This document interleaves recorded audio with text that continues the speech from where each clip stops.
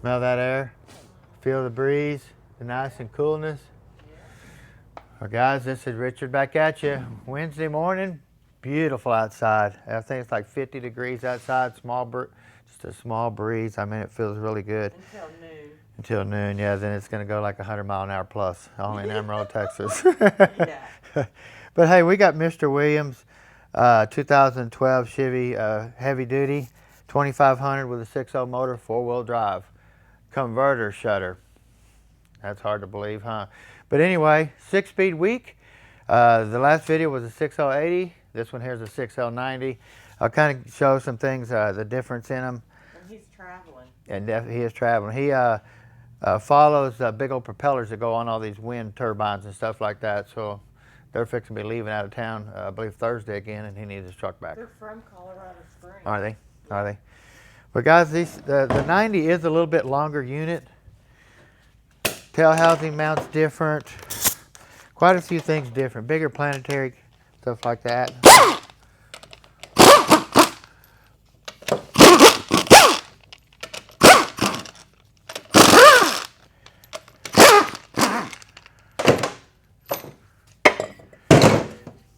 Now you notice on the 2-wheel drives though, we have an O-ring. On the 4-wheel drives, it does not have an O-ring here. Between the adapter and the transfer case, there is a gasket. I don't have no clue why, because there's no O-ring here. It's going to leak fluid if the seal leaks. But on a 4-wheel drive, there's a seal right here. On a 2-wheel drive, there is not.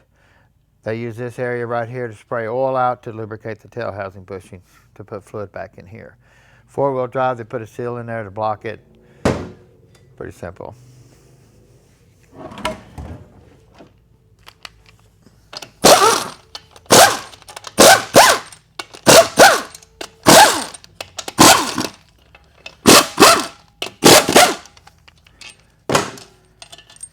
Now, like I said, this one here come in with converter shutter, really bad. On the lot, no codes, just really bad converter shutter. Fluid's pretty dark. Now we've already pulled the converter out. Of course, it's drained overnight. We were really busy yesterday. If you look at this lockup seal right here, it shrunk down all the way into the bore. I mean, you can't even feel it. You can see it. You can see it, but so once it shrinks like that, then you know you're going to have lockup failure and stuff like that. It just can't work. This seal right here, it's not even round no more, it's just flat. Yeah. Very brittle.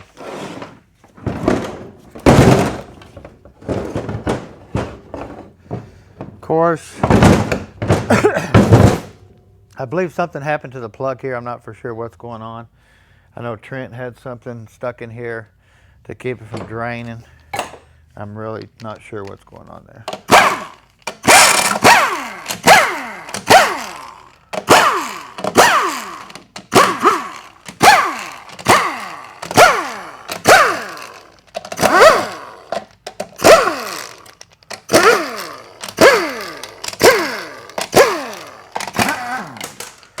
Now the 90, the pan is longer on the 90 over the 80, different pan gasket. Definitely got the metal going on again. Got piles of it here and here, magnets twice the size. Well, that's not good. Not good. Gonna be a lot of metal in the filter probably. Look at it all right here, where it's just been settling. Yeah. Tons of metal. Like I say, it really doesn't do much good to service them once the problem happens, or truthfully, I don't think servicing would cure this type of problem they have with the converter. I think it's just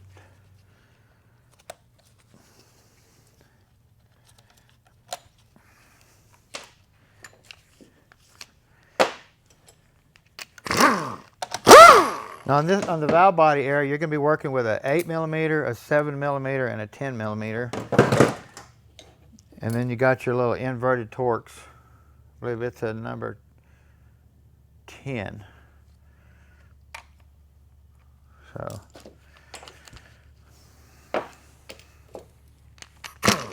let's get that one out of the way.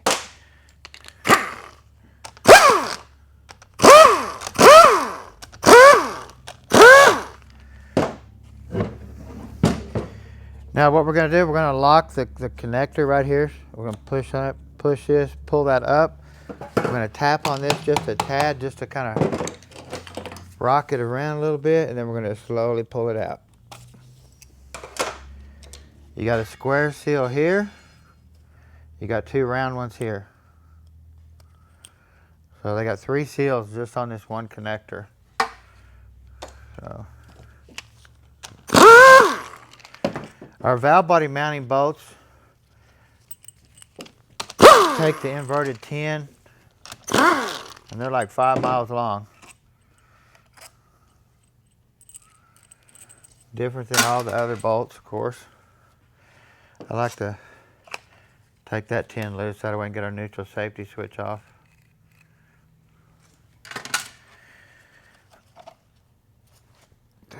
Make sure I got them all.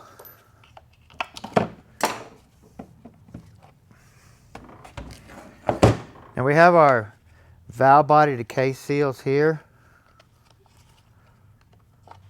You got one here, and you got 2 in the valve body.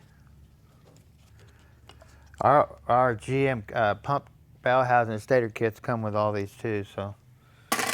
But our overhaul kit's definitely going to come with it also. We're going to do our speed sensor here. Got our 2 speed sensors.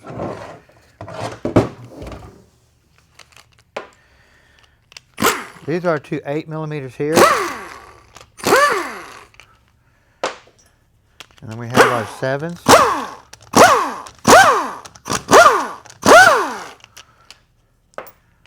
Our 10.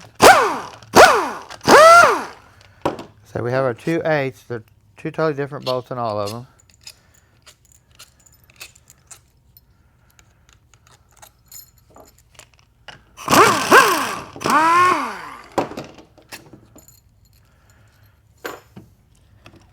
And then we have our Tecum, our computer system, our solenoid pack. We have our pressure manifold switches all through here. You can see the metal that's already started building up in this filter system here. Mm-hmm. Now this does come in your overhaul kit, this piece here. You can pull it off and clean it or replace it. But you can see, if it wasn't for them screens catching that metal, these solenoids would probably already be doomed too. But we physically have no codes in here for the solenoid pack. So that's a plus.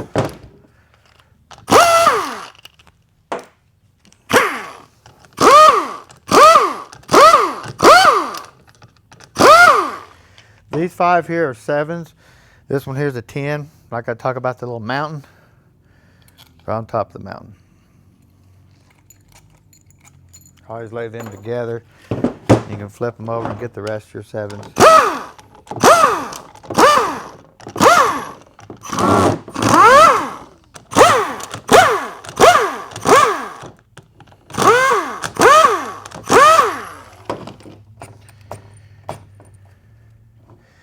Like I say, this gentleman here is traveling. Anytime we get a traveler in our shop, we don't stop what we're doing, but we pretty much We bring them in. we bring them in and get them going.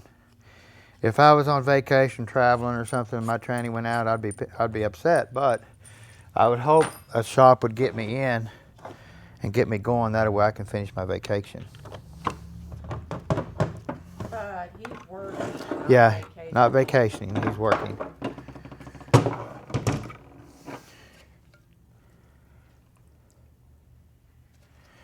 Like I said, we have a Transgo kit we're going to be putting in here. Just always read your instructions on your kit. The shift kits that go in this valve body are very, very simple. Very simple. Now we're going to look for our 8th check ball here. If you look for it here, put the plate back over there. It's not there. Not even made for it. So we have 1, 2, 3, 4, 5, 6, 7. No 8th one. Like I say, you can get the plate. You notice here how you have a big hole and a small one here. If you look here, it's not that way. If it takes an 8th check ball, that area right here will look just like that. Not 2 big holes. Pretty simple. Save all your check balls because you can put them in your 4L60Es, your 350s. I love a rubber check ball. Same way here. Clean this up really good. Your shift kit's going to have you do some things to this piece here too. So pretty simple.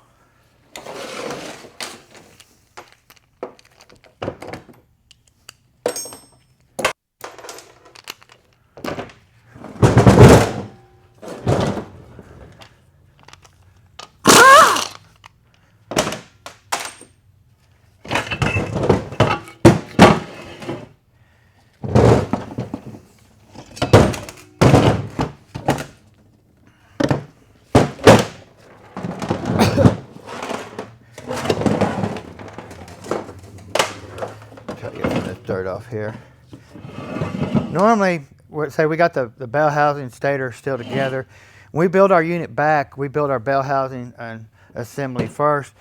We build this drum here. That way we can set this drum on here like this, like that. And then we can come in here and we can actually air check these clutches here. We'll check the bottom one first. You want to look in here, Teresa? It shouldn't spray. It's not going to spray any fluid. But see that clutch here? Look how tight that's holding. Stator rings are working really good. Now we're going to go to the next one, which is going to be your third, fifth, and reverse. Now you hear that little leak? That's normal, and I'm going to show you where. So we know there that the pistons ain't cracked or anything like that. We don't have no crazy leak going on. But if you come over here and look for that little leak when we were leak checking our third, fifth, and reverse, there's a tiny, tiny hole. You got to find it. Where's that sucker at, Teresa? You see it? Right There it is, right there. See that little hole? Yep, right there. Okay. But since we bought this new fantastic tool, which I showed some people in a video yesterday, but when you have this together on here, you can't see that weld right here to see what it's doing. So you can take this tool. I'm going to order me some new O-rings just in case we end up messing some of them up, because we're going to do so many of these. It's unreal. So what we're going to do, we're going to check our third, fifth, and reverse, and we're going to see, because we know where air is going to come out there.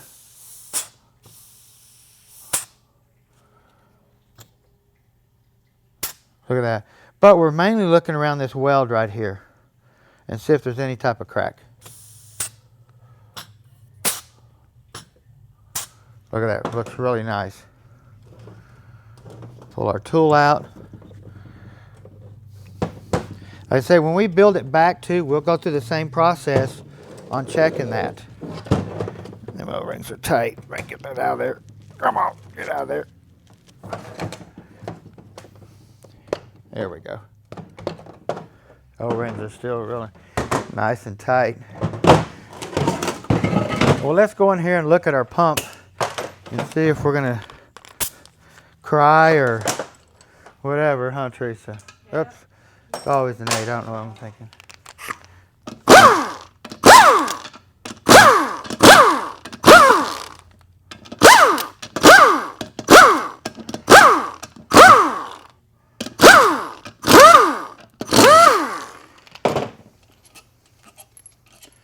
I don't think we took one of these apart yet. We was able to save the pump, stator and pump body, bell housing.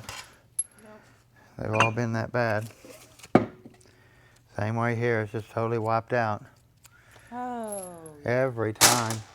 They're just totally wiped out. That's what the metal does. Mm-hmm. Now we also, there's a little pin right here. You can take this over, turn it over and push in this here. And that pin will fall out. And now you can pull your boost valve assembly out. And look at your boost valve and see how bad it's wore out too. And it is very wore out. It's crazy. I don't understand how these wear like this. But if you look at this side of the valve, it looks brand new. If you start turning it, oh yeah, look at it. Wore plumb out on this side of the valve. Even down through here you see wear, but it's only on one side of the valve. Don't understand that. It's like it pushes harder on one side of the valve to one side or something. But we got our new Sonex reamer and everything over here. We just got in it. We're going to start boring these out. We're going to ship these off and get these repaired, and we get them back, we'll bore them ourselves because they don't do the boring. So we're really excited about being able to do that and start saving all these, because right now they're very scarce and you ain't getting them. So.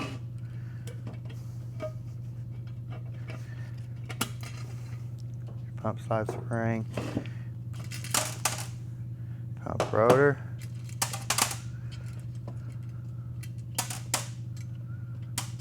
I think that's ruined too. Yeah. It looks like it is. It's sad that it runs so much. I mean, there's just so much work in making this stuff, and I don't know why they couldn't do this a little bit different. You know, whether it wipes out the bell housing area or not, you know, on the 4L60s, the bell housing comes off, but you still have this piece, it wipes out too, so it really doesn't matter. But it's really wiped out too. So, but we're gonna clean these up. Anytime we open a new box and we clean this up, put it right back in the box, we're gonna get a pallet full of 20, ship them down to Houston, have a machine, get them back, and then we'll do our boring of the PR valve and the pump stator. That way they are brand new. So, I mean, this tells you something, guys. When a transmission shop shuts down the complete operation to doing trannies and starts concentrating on these bell housings only, and everybody's shipping them to them all over the United States, that's pretty amazing, isn't it? You can shut down your whole tranny shop and machine bell housings all day long and make a killing. It's unbelievable. So if you could ever get an aftermarket and start producing these, then it's got to happen. There's too many cars out there with 6 speeds in them on the road, and they're all out of warranty now, so they're dropping like flies. And I mean, we're doing 3 a week, sometimes 4 a week, so that tells you. When before, we really weren't even hardly seeing them. Yeah. Now, if you notice on this snap ring groove right here, this one here does not have the groove in it for the snap ring. So you definitely want to put the opening in like that. If you put it over it, it's going to pop out first time you put it in gear. So you don't want that happening. Clutches don't look too shabby. So keep your snap rings with all your clutch packs. Same way here. If you notice, this is all the way down. You're gonna make sure you get that in there. If not, the snap ring will pop out.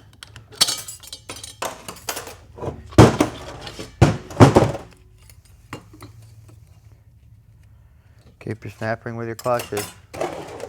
Like I said, now we did have a unit come in here the other day. This is the piston out of it. You can see here a crack all the way from here to here. And this piston is down that drum. Now, if we would have air checked this drum with this piston in there, we'd have found that this had a bad leak, a bad crack in it right off the bat. So that's why we try to air check them before we take them apart and when we put them back together. Now you remember this is a 90 unit. Got a 6-pinion planet where your 80's only got a 4-pinion. Got your sun gear. You got a 6-tab washer down in here where your 80's got a 4-tab washer. The bearing's the same. Now you can come over here and check your 4, 5, 6 clutch. You got to put air in this hole, plug this hole, but we can still check it and see if it's got a crack or leaking.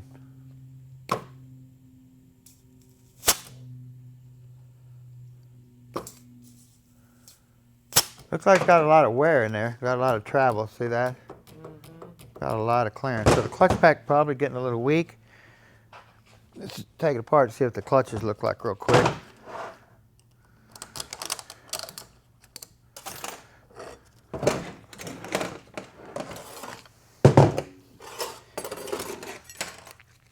Of course, you can see definitely really thin. Yeah.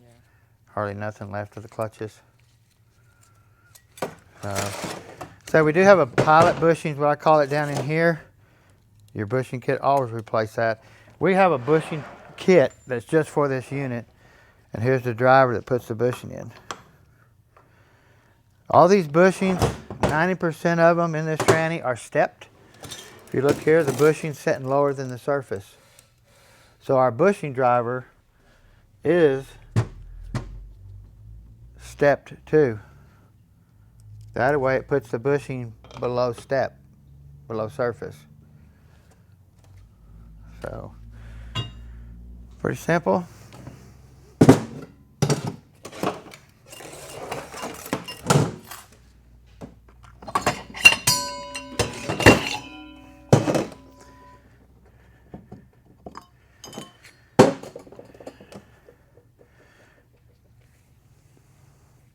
So there's a little tiny bearing here.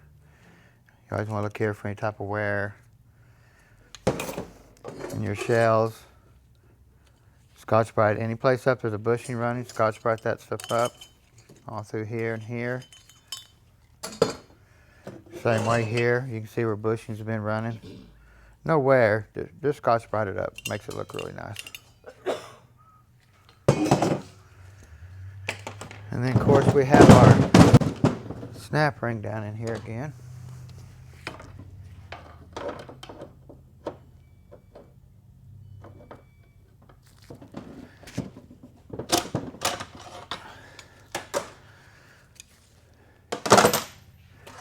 Of course we have a flat and a bevel. Bevel goes out. Of course we have our 2/6 clutch here on the top. Of course you can come in here and air check this too. You notice how fluid come out of that hole right there? There's a little lead orifice right here. There's 3 of them. So we're going to plug that hole with my finger, and then we're going to apply that clutch, and it should stay up. Okay. Same way with our low reverse clutch here on the bottom. There's another clutch down here.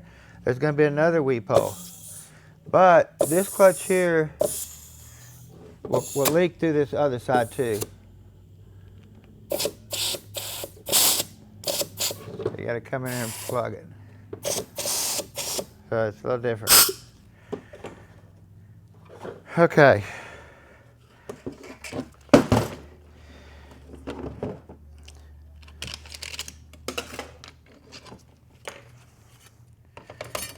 Check our wave, see if it's good. It's in good shape. Keep our snap ring with it. Clutches.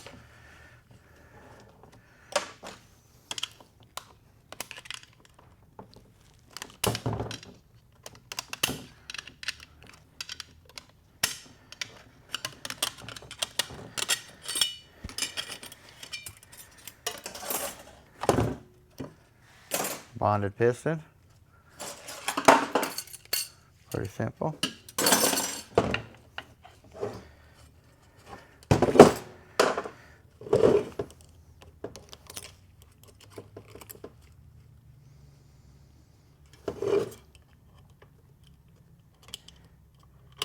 Now these snap rings in this drum can go back in. There's no solid lug or anything that's going to make the snap ring jump out, so you can just stick them back in.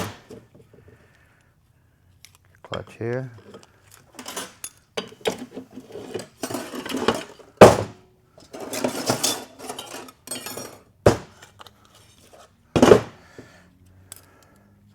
And we have our big sprag down in here.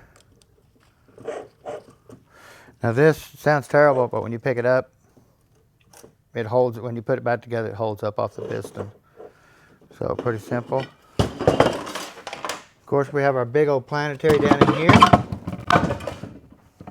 The 90 Planet is way bigger than the 80.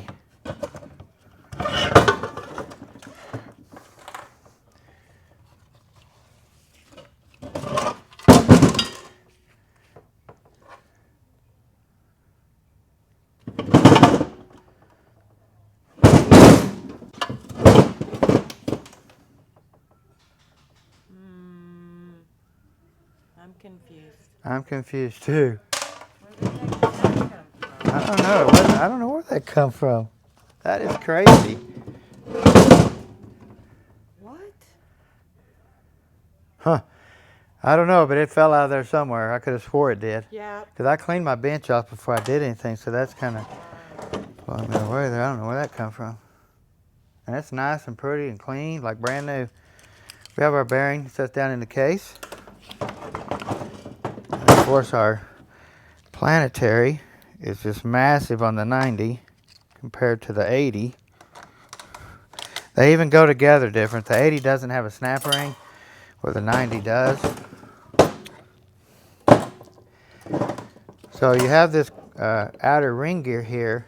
It's flat here, got a lip on it. Just remember the lip goes inside like that. So you want to put it down like that with the lip facing in. Okay? So here. You want to look at your gears really good all the way around on this thing. Now, I actually have an 80 Planet right here. And you can see the difference in the size of the two planets. Look how much wider the lower gear is and bigger the gears are. Totally different unit. So that tells you here that everything's bigger here. The ring gear's wider down in here. Now, when you, even down in here, there's this another snap ring right here. See if I can get that out.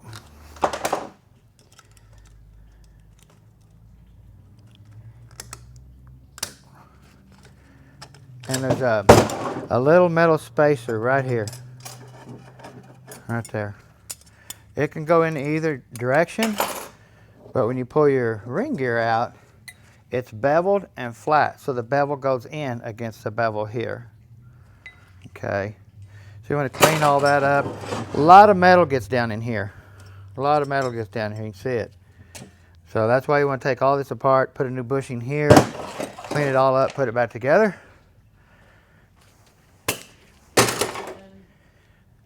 Question of the day. Where's that bolt? Where's that nut? No, it's a nut. Yeah, I thought it may have come off the, but I know, maybe it was over on the bench somewhere and I just drug it over, but I could have swore it fell out of there. That looks like a brand new. Yeah. I mean, like it's been in there forever. We're So. gonna have to rewatch this video. Yeah, and see where I can figure out where that fell out. That's kind of weird. Somebody probably threw it in there when they built it from the dealer, and it's one of them joke things or whatever you want to call it. I don't know. But Teresa, you know we always appreciate you, definitely. We've got Annie over there hanging out. She just loves coming down to the shop and hanging out with us guys, definitely. But don't forget to subscribe, push that notification bell, of course, because believe me, we got tons more to go. Y'all have a great day.